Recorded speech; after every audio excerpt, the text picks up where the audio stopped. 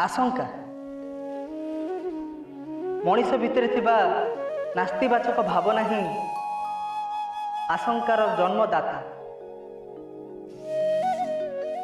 युक्तात्मक ऊर्जा ह्रास पाइले मनीष भितर आशंका वृद्धि हुए। आशंका मनीषर शरीर मन और प्राण शक्ति उभय को दुर्बल करदिए। मनीषर सामूहिक सत्ता को श्रीहीन करदिए। शंका आशंका और व्यग्रता को दूर करने को हेले निज भितर थिबा युक्तात्मक ऊर्जा को विकसित करंतु। मनर भावना युक्तात्मक हेले फल मध्य युक्तात्मक हब। ईश्वराभिमुखी हुंतु, जीवन हब सुंदर और मधुमय। आपण जमा भी व्यस्त हूँ। भगिनी याज्ञसेनी को अन्न और जल स्पर्श कर दायित्व मोर। चलतु।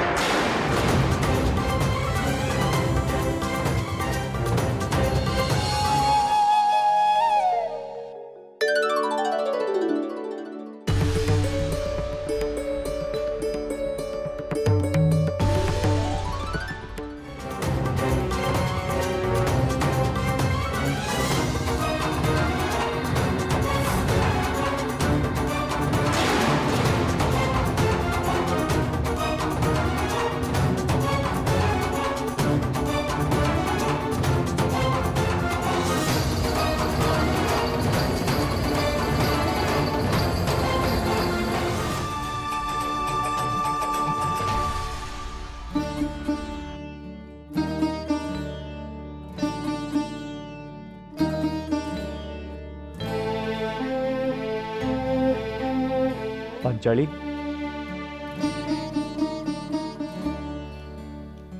पांचाली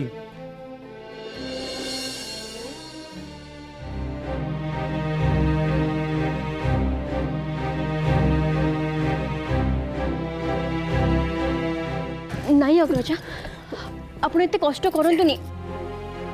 आपण सोईकी भी वार्तालाप करि परिबे। नहीं सुभद्रा, मो सम्मुखरे तृतीय पांडव सोईकी कथा हेले तांको अपमान लागिबो। ठीक अछि।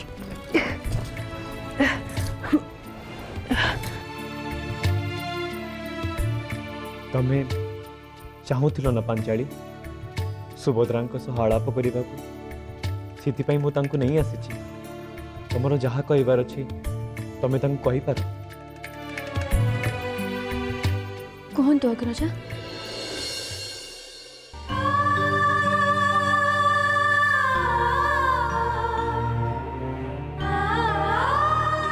जानिछ सुभद्रा, पांडव मानकर सबु दुख पई मु ही दायी। सेमिति कहंतुनी अग्रजा, सेमिति कहले मते कष्ट लागुची। कष्ट हेले भी यह ही सत्य सुभद्रा। दिने मोर गोटे छोट भूल पाई तृतीय पांडव को 12 वर्ष वनवास काटिबाक पड़िथिला।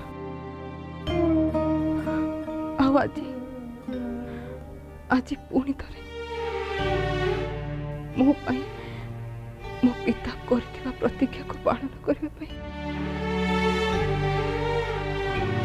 तुमको आ तृतीय पांडव को दासी महल रे रहिबाक पड़ुछि। नहीं अग्रजा, यह तो मोर धर्म। स्वामी को सत्य रक्षा करबा मोर कर्तव्य।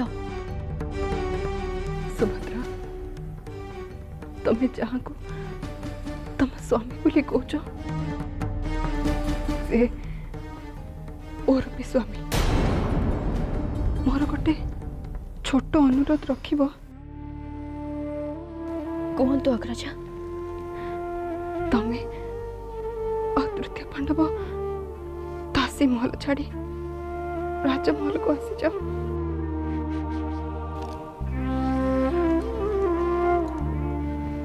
किंतु अग्रजा, तृतीय पांडव को तो सत्य रक्षा करने को हब ना। सुभद्रा,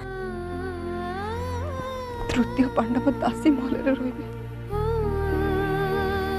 एक कथा मु सही पारुनी। सेइथि मु अन्न जल त्याग करिछि। किंतु अग्रजा, ए उपवास आपन को मृत्यु मुख को ठेली दब। तृतीय पांडव दासी महल रे रहिबे एटा मो पई मृत्यु ठु कम नुहे सुभद्रा। मो कथा मानु सुभद्रा, तमे दी जण राजमहल को फेरी आस।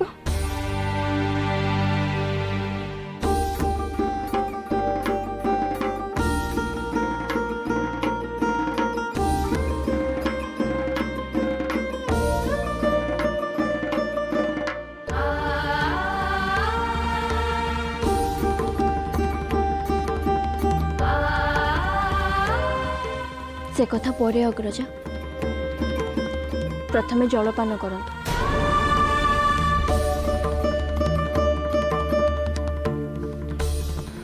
सुभद्रा, आग तमे मते कथा दियो।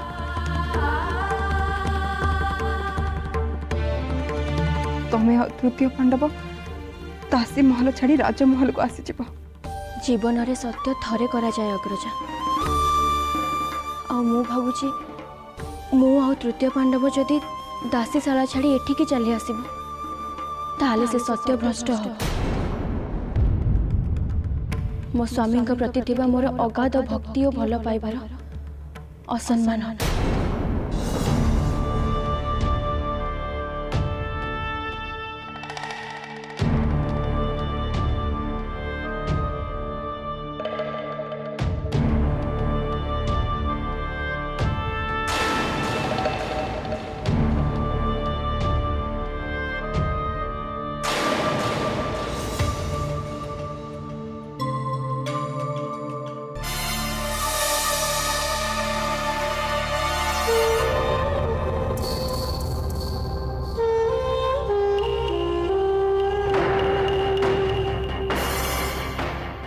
ना ए प्रतिमा को एठारे रखिबा आदौ सुरक्षित नुह।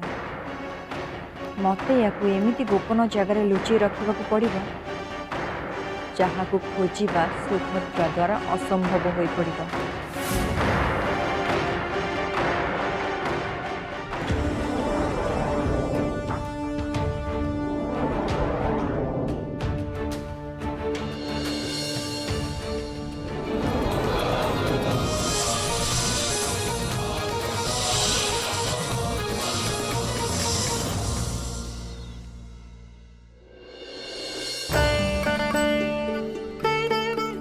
काना भद्रा केमती अच्छी बोली मु तो पचार परा।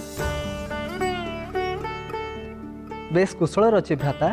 काना पांचाली भद्रार विरोध करनी तो भ्राता, परिवार भितर क्षुद्र तो क्षुद्र समस्या तो रहिबो, किंतु भद्रा चेतनागत दृष्टि से सबुर ऊर्ध्वरे। ता छड़ा पांचाली साधारण नारी नुह।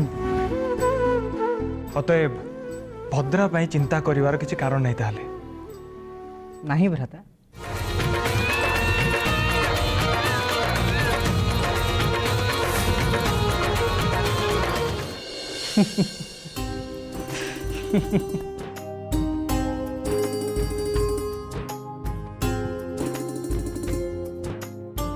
କାହ୍ନା ତୁ ଏମିତି ଅକାରଣରେ ହସୁଛୁ କ'ଣ ପାଇଁ? କେହି ତା କଲା କର୍ମର ପରିଣାମ ଭୋଗ କରୁଛି ଭ୍ରାତା। କିଏ ସେ କାହ୍ନା? ଯିଏ ବି ହୁଅନ୍ତୁ, କର୍ମ ଫଳରୁ କେହି ବି ମୁକ୍ତ ନୁହନ୍ତି। ସେ ଦେବତା ହୁଅନ୍ତୁ ଅବା କୀଟପତଙ୍ଗ।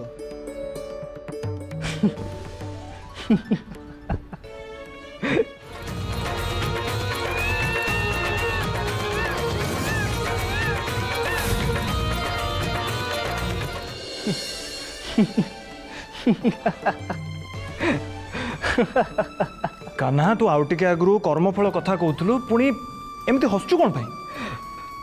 ଭ୍ରାତା, ମୁଁ ସ୍ୱଚକ୍ଷୁରେ ଦେଖୁଛି। କ'ଣ? କର୍ମର ଫଳ ଈଶ୍ୱର ତମକୁ ଦିଅନ୍ତୁ ଅବା ନ ଦିଅନ୍ତୁ, କିନ୍ତୁ ସମୟ ନିଶ୍ଚୟ ପ୍ରଦାନ କରେ। କର୍ମର ଫଳ କିଏ ପାଉଛି? ନାମ ତ ପରିବର୍ତ୍ତନଶୀଳ ଭ୍ରାତା। ସତ୍ୟ ଏହା ଯେ ପ୍ରତିଟି ମାନବ ଏହାକୁ ଭୋଗ କରିବାକୁ ବାଧ୍ୟ। ସତରେ କାହ୍ନା ତତେ ବୁଝିବା ଭାରି ରହସ୍ୟମୟ, ଭାରି ମାୟାବୀ ତୁ। ଆଚ୍ଛା ଭ୍ରାତା, ଯଦି କେବେ ମୁଁ ତମଠୁ ଲୁଚିବାକୁ ଚେଷ୍ଟା କରେ, ତମେ କ'ଣ ମୋର ସନ୍ଧାନ କରିପାରିବନି? କାହ୍ନା ତୁ ନିଜେ ନ ଚାହିଁଲେ ତତେ କିଏ ପାଇପାରେ କହିଲୁ? ମୁଁ ଖାଲି ଏତିକି ବୁଝେ, ମୁଁ ଯଦି ତୋ ଭ୍ରାତା ହିଁ ତତେ ଖୋଜିବି ତାହେଲେ କଦାପି ପାଇପାରିବିନି, କିନ୍ତୁ ମୁଁ ଯଦି ତୋ ଭକ୍ତ ହିଁ ତତେ ଖୋଜିବି ନିଶ୍ଚୟ ପାଇବି। ଭକ୍ତକୁ ବି କଠୋର ପରୀକ୍ଷା ଦେବାକୁ ପଡ଼େ ଭ୍ରାତା। ଯେମିତି ଏବେ ଭଦ୍ରା ପାଇଁ କଠୋର ପରୀକ୍ଷାର ସମୟ ଆସୁଛି।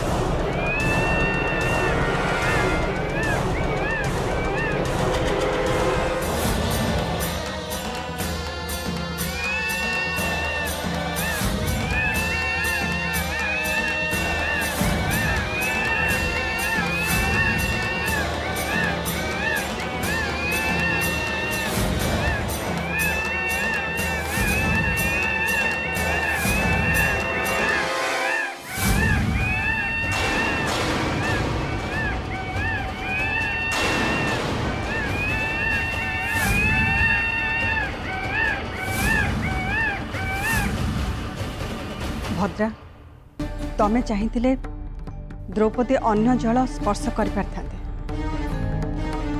ବିଚାରୀ ବଞ୍ଚି ଯାଇଥାନ୍ତେ, କିନ୍ତୁ ତମେ ସେତକ ବି ଚାହିଁଲନି। କ୍ଷମା କରିବେ ମାତା, ଆପଣ ମା, ଆପଣଙ୍କ କଥା ପାଳନ କରିବା ମୋର କର୍ତ୍ତବ୍ୟ।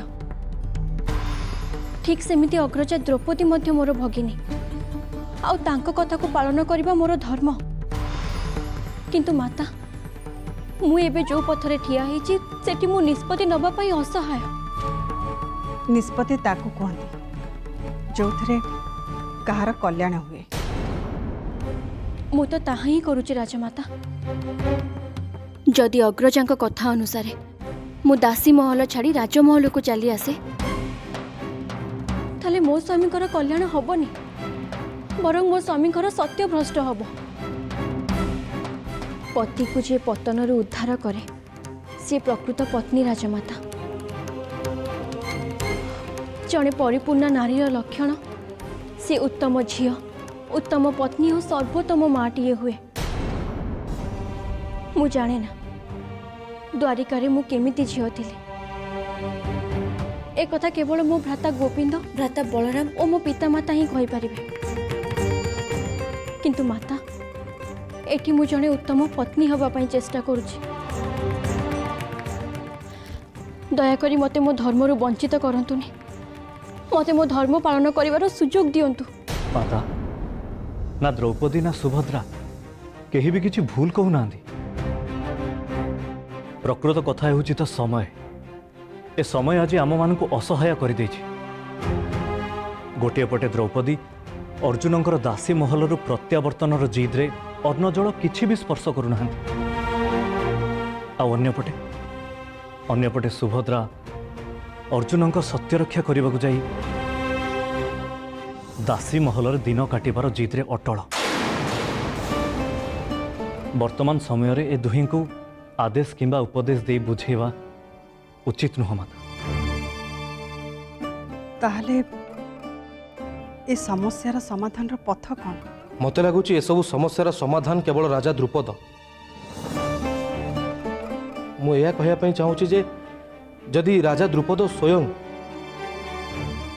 पांडव मान को क्षमा कर दियंते ताहले हुए तो सुभद्रा दासी महल छाड़ी पुणी राजउआस को फेरी आसंते। उपयुक्त मतामत भीमसेन। मु एबे ही राजा द्रुपद को पत्र प्रेरण करुछि।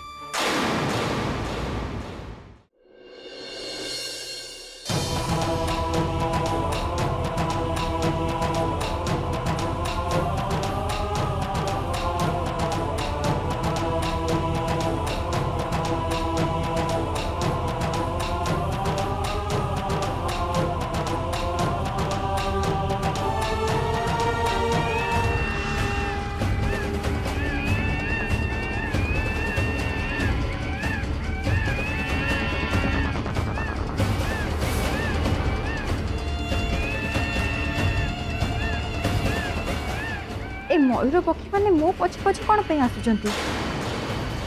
काहे माने मो पथरे बाधा सृष्टि करूचंती? केही मो विषय जानी जाई ना तो।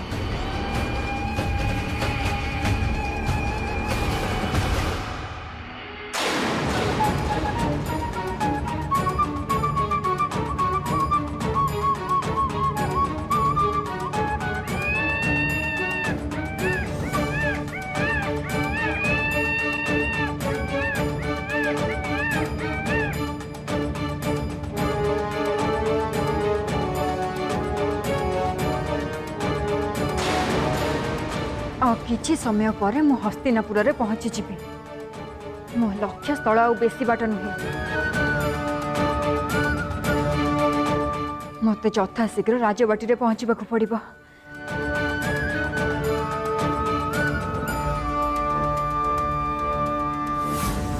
अग्रजा को मु प्रतिश्रुति भी दे पारलिनी, हेले सीए चाहती मुझे दासी महल छाड़ी राजमहल को चली जाए। किंतु केमिति तांको पाई मो स्वामी को सत्य रक्षा को केमिति भूली जीवी? संभव नुह। आ एमिति जदि मु न जाए तेबे अग्रजा पुणी उपवास रखिबे। आ जदि सत्तरे तांकर किछि हे जाए ताले दोषी हेबी मु। कौन जे निष्पत्ति नेबी किछि भी बुझी पारुनी।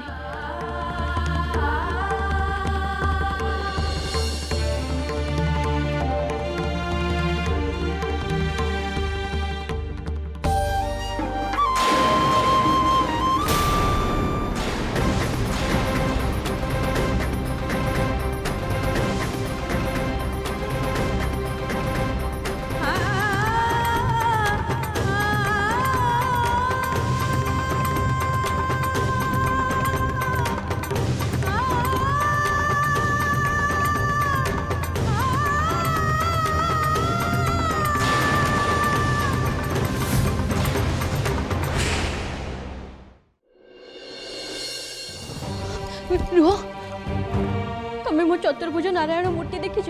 आपणकर नारायण मूर्ति कोठी अछि मु केमति कहबी महारानी?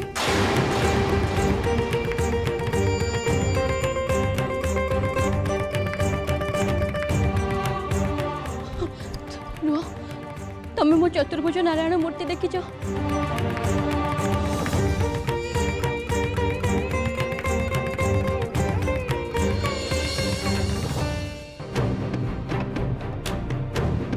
ସରଳା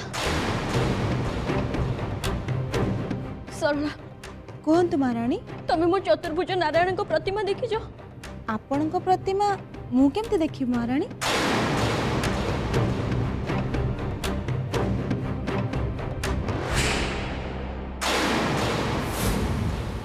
କୌରବ କୂଳତିଳକ ରାଜା ଦୁର୍ଯ୍ୟୋଧନଙ୍କର ଜୟ ହେଉ। ଲଳିତା କୁହ କି ସୁସମ୍ବାଦ ଆଣିଛ? ମୁଁ ଜାଣିଛି ତମେ ନିଶ୍ଚୟ କିଛି ସୁସମ୍ବାଦ ନେଇକି ଆସିଥିବ। ମୁଁ ତାହା କରିଛି କୌରବରାଜ, ଯାହା କେହି କେବେ ବି କରିପାରିବେନି। ଲଳିତା ଲଳିତା ଲଳିତା, ମୁଁ ଠିକ୍ ତମଠୁ ଏମିତି କିଛି ଆଶା କରୁଥିଲି। କୁହ ଲଳିତା, କି ସୁସମ୍ବାଦ ଅଛି କୁହ? ସୁଭଦ୍ରାର ସକଳ ରକ୍ଷାକାରିଣୀ ଶକ୍ତିକୁ ମୁଁ ଏବେ ମୋ ଅଧୀନକୁ ନେଇ ଆସିଛି। ସକଳ ରକ୍ଷାକାରିଣୀ ଶକ୍ତି? ଜାଣିନି ଏ ପ୍ରତିମାଟି କ'ଣ, କିନ୍ତୁ ଏତିକି ଜାଣିଛି ସୁଭଦ୍ରା ସବୁବେଳେ ଏ ପ୍ରତିମା ସହିତ କଥାବାର୍ତ୍ତା ହୁଏ। ଏଇ ପ୍ରତିମା ହିଁ ସୁଭଦ୍ରାଙ୍କୁ ସାରା ବିପଦରୁ ରକ୍ଷା କରେ। ଆଉ ଏ କଥା ସାରା ଇନ୍ଦ୍ରପ୍ରସ୍ଥ ଜାଣିଛି। ନିଅନ୍ତୁ ରାଜା, ଦେଖନ୍ତୁ।